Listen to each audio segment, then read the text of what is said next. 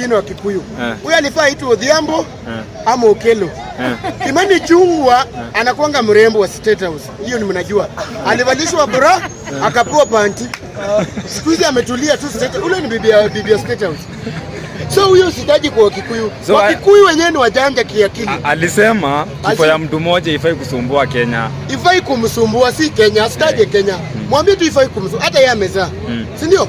Ule mwenye amekufa ni 31 years, si ndio? Mtoto mdogo sana, si ndio? Wake si wako wakubwa. Haina shida, tuko Kenya.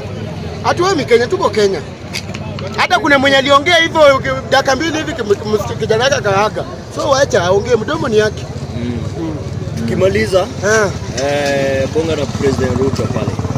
Mr. Zakayo, as we have right to demonstrate, we have right to do whatever we want to do, so long as we haven't killed anybody, we haven't destroyed anything of somebody, we haven't do anything shameful. Hakuna mtu tumekuja State House tukatoa nguo ama MP ambayo tumemtoa nje tukamtoa nguo.